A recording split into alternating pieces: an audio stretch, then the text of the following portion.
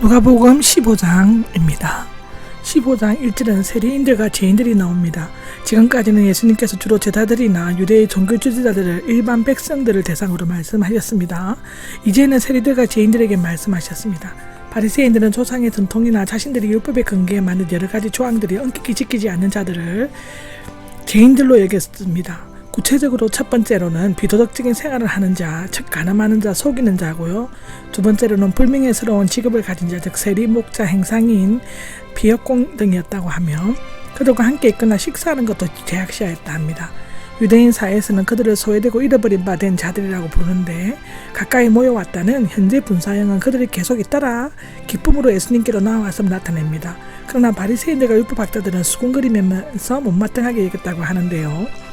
그들이 유대교들은 죄인들을 구원하기보다는 오히려 자기들의 몸이 더럽혀질까봐 그들과의 접촉을 한사코 피하려고 했다고 기록하고 있습니다. 그러나 예수님의 기독교는 죄인들을 받아들이고 오히려 호의적으로 받아들이고 인정하는 것이죠. 하나님의 은혜로 변화시켜 위대한 성도를 만들려고 했습니다. 이 세 가지 표의 공통점은 잃어버린 것을 찾는 것이며 복음서의 핵심이 인자가 온 것을 잃어버린 자를 찾아 구원하려 함이다 의 뜻입니다. 구체적인 신뢰라고 할 수 있는데 그리고 잃어버린 양의 비유는 어리석은 죄인, 잃어버린 드라크마의 비유는 스스로 깨닫지 못하는 죄인, 잃어버린 아들의 비유는 알면서도 고의적으로 죄를 짓는 죄인을 나타냅니다. 또는 삼위일체 교리와 연관시켜 양의 비유는 양을 찾아 헤매는 성자들, 동전의 비유는 버려진 죄인들을 쉬지 않고 찾아다니시는 성령을, 아들의 비유는 죄를 뉘우치고 돌아오는 죄인을 기다리시는 성부를 상징한다는 견해도 있습니다. 3절에서 7절은요. 잃어버린 양의 비유에 대해서는 마태복음 18장에 설명하였습니다. 하나님을 목자로 비유하는 것은 시편과 예언서에 자주 나오고 있으며 시편 23장, 이사야 40장 나옵니다. 요한은 예수님을 선한 목자로 소개하고 있습니다. 요한복음 10장에 나오죠. 유대민족의 종교지도자들은 하나님의 양을 쳐야 할 책임을 가지고 있었으나 신뢰를 저버리고 말았다고 에스겔 34장, 스가랴 11장에는 얘기하고 있습니다. 틀에 보면 양 100마리가 나오는데요. 당시 유대는 보통 20에서 200마리 정도를 찾고요. 100마리는 보통 이하의 수준이었다고 합니다. 한 마리를 잃어버렸다고 하던데 마태는 벗어나다를 사용하여 양이 스스로 무리를 벗어난 것을 나타내는 반면에 누가는 파멸하다 망쳐놓다 무료로 만들다로 사용하여 양이 연약하고 미련하여 올바르게 목자를 따라가지 못한 것을 묘사하고 있습니다. 유대 지역은 가파른 편한길이 많은 데다가 양들이 가까운 곳밖에 보지 못했기 때문에 한번 길을 잃으면 스스로 우리에까지 찾아오지 못한다고 합니다. 밤이 되면 목자가 우리에서 하나씩 세며 수가 모자라면 즉시 찾으러 나간다고 하는데 왜냐하면 길 잃는 양은 쉽사리 맹수의 먹거리 표적이 되기 때문이라고 하고요. 여기서 들판은 모래와 바위로 뒤덮인 광야나 야생동물이 떠돌아다니는 음침한 은신처가 아니라 강대하게 탁 트인 풀이 많은 목초지를 의미한다고 합니다.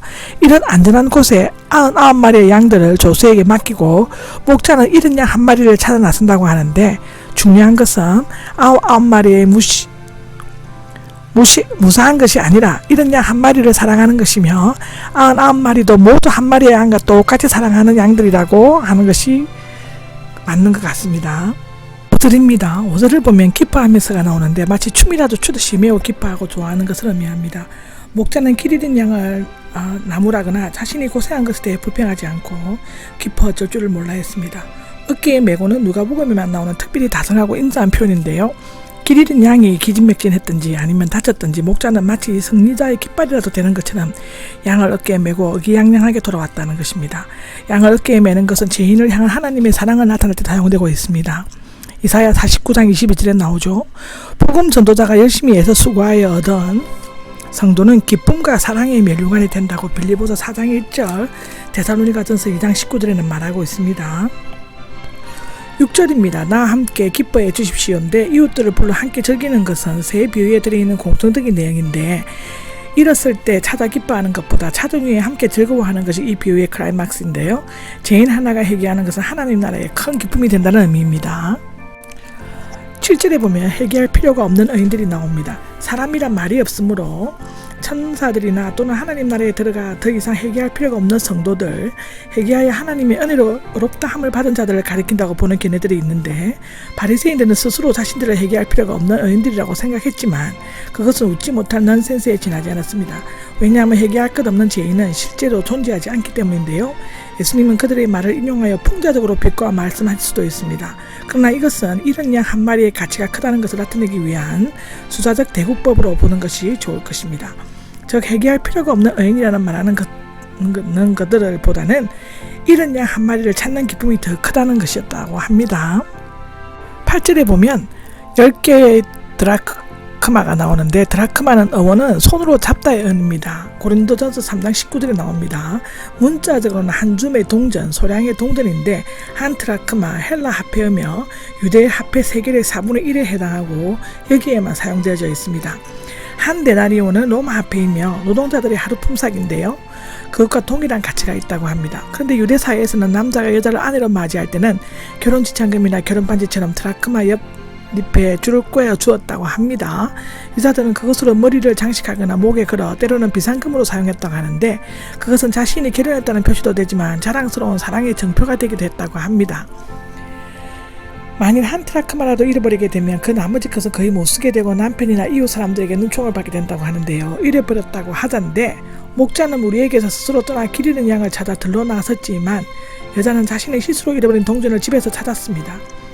드라크마의 비유는 우리의 자녀들이 비록 주일학교나 정규예배에 참석하지만 구원을 받지 못했기 때문에 잃어버린 바 될 수 있다는 사실을 일깨워준다고 하는데, 등불을 켜고가 나오는데 아마도 가난한 서민의 집이었으므로 창문이 없었고 등불을 켜야만 했을 것입니다. 집안은 설면대 바닥에 흙으로 먼지를 일으키고 설 수 있었을 것입니다. 하나님의 공의의 등불을 켜고 어둡고 더러운 세상을 사사시 뒤집으면서 죄인을 구원하기 위해 찾으시는 예수님과 복음 전도자들의 모습을 온유적으로 표현하고 있다고 하는데요. 불러 모아 나와 함께 기뻐해 주십시오인데, 경제적인 면을 따지자면 한 드라크마를 잃은 것보다 친구들과 이웃을 불러 잔치를 베푼 것이 훨씬 더 많은 비용이 들어 손해가 났을 것입니다. 그러나 이 여자에게 있어서 한 드라크마는 돈으로 계산할 수 없을 만큼 소중하고 가치 있는 것이었죠. 천하보다 더 귀한 한 영혼은 하나님과 사람들에게 최대의 기쁨을 줄 수 있습니다. 그 영혼이 구원을 받게 될 때는 하나님이 천사들까지 기뻐하며 우주적 기쁨으로 이어지게 된다고 얘기하고 있습니다. 아멘. 누가복음 15장 11절에서 32절까지는 잃었던 아들 곧 탕자의 비유는 복음 중의 복음이요 비유 중의 비유라고 합니다. 세계에서 제일 아름답고 훌륭한 이야기라고 할 수 있다고 하는데요. 이 비유의 주인공은 아버지이며 그 주제도 용서와 사랑이기 때문에 제목을 두 아들을 가진 또는 두 아들을 돌아오게 하는 이라는 아버지의 사랑의 비유라고 하는 것이 옳을 것입니다. 12절에는 작은 아들인데 세리나 죄인 또는 이방인들처럼 뒤늦게 구원을 얻은 자들을 상징하고 있다고 하고요. 속한 보고 주십시오인데, 원래 재산을 물려주는 것은 죽음이 임박했을 때 행해지는 것인데, 작은 아들의 요구에는 아버지가 하루속히 죽었으면 하는 소원도 담겨 있다고 볼 수 있는 것이죠. 그러나 아버지는 무례한 아들의 요구대로 두 아들에게 재산을 나누어 주었습니다. 유대법에 의하면 재산을 상속할 때 큰아들에게는 큰 재산을 3분의 2를, 작은 아들에게는 3분의 1을 나누어주게 되어 있었다고 신명기 21장 17절에는 기록하고 있습니다. 그런데 유대에서는 만일 아버지가 살아있게 되면 상속자는 그 재산을 마음대로 사용할 수 없었으며, 장사해서 이익을 남기면 역시 아버지에게 되돌려야 했다고 합니다. 그러나 작은 아들은 아버지의 동의나 허락 없이 마음대로 자기 몫을 다 써버렸다고 합니다.